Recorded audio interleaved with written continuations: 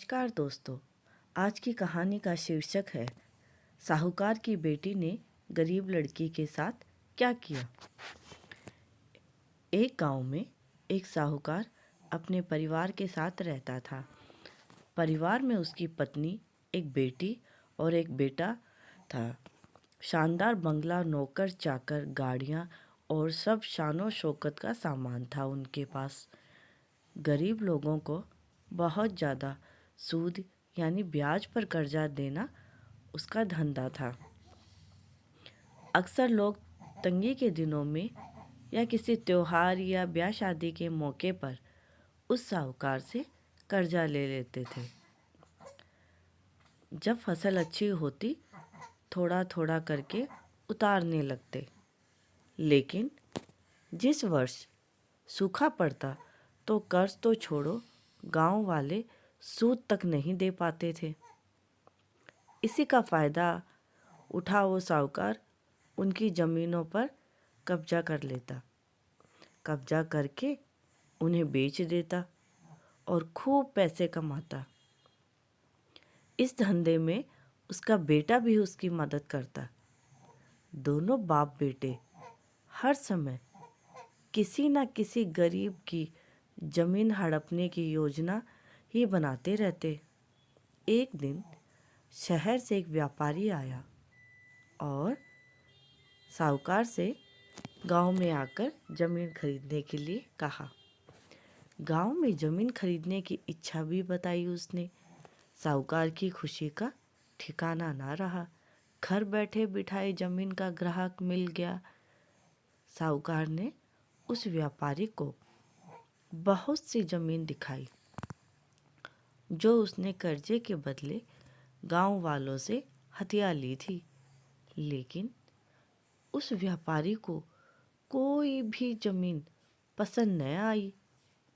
गांव में घूमते हुए व्यापारी को एक जमीन का टुकड़ा पसंद आया।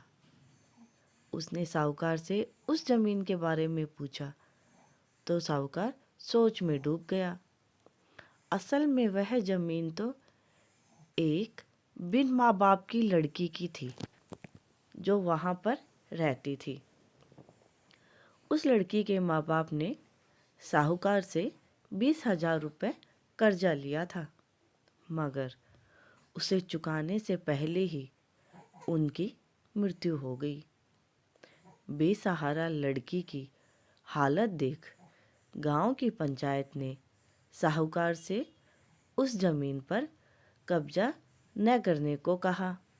भला पंचायत की बात कैसे टाल सकता था साहूकार, मगर दिल में हमेशा ही उस जमीन पर कब्जा करने की बात सोचता रहता था। आज व्यापारी की इच्छा सुनकर साहूकार के मन का लालच बाहर आ गया और उसने जमीन पर कब्जे का मन बना लिया। कर्जे के सारे कागज ले वह उस लड़की के घर पहुंचा और कर्जा वापस करने की बात कही। जब लड़की ने अपनी दुर्दशा बताते हुए और समय मांगा तो साहूकार ने कब्जा करने की धमकी दी। कब्जे की धमकी सुनकर वह लड़की पंचायत के मुखिया के पास गई और उस जमीन को बचाने की दुहाई दी। सारे गांव में बात आग की तरह फैल गई।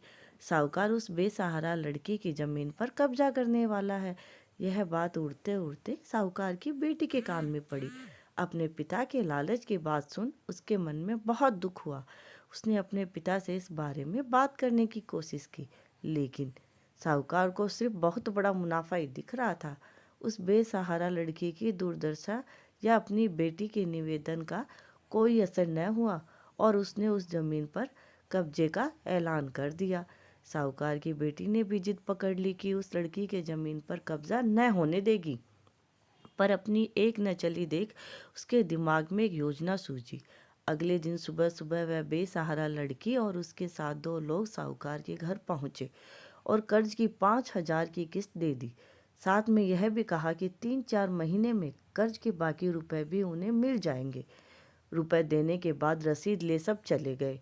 चूंकि अब किस्त मिल गई थी, इसलिए पंचायत ने भी कब्जा न करने दिया। साहूकार बहुत परेशान था कि आखिर उस लड़की के पास इतना सारा रुपए कहाँ से आया? कल तक तो वह दाने दाने को तरसती थी और आज 5,000 रुपये दे गई। कुछ भी ना समझ आने पर उसने गांव वालों से भी पूछताछ की, लेकिन कोई भी रुपए के बारे में जानता नहीं था। कुछ दिनों बाद वह लड़की फिर 2 गांव वालों के साथ आई और कर्ज की बाकी रकम चुकाई।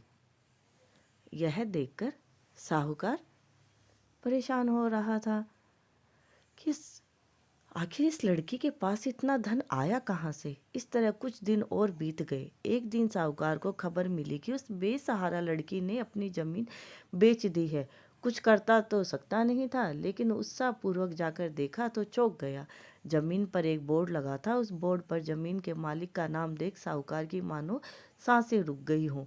मालिक के नाम के आगे लिखा था उसकी अपनी बेटी और उस लड़की का नाम। वह दौड़ा हुआ घर गया और बेटी से पूछा कि यह क्या तमाशा है। तब उसकी बेटी ने उसे बताया, उस गरीब लड़की की मदद के लिए उसने अपने सारे गहने बेच डाले ताकि उसकी जमीन आपके कब्जे से बच सके। लेकिन जमीन आपसे छुड़ाते ही उस बेसहारा लड़की ने उदारता दिखाते हुए आधी जमीन मेरे नाम कर दी।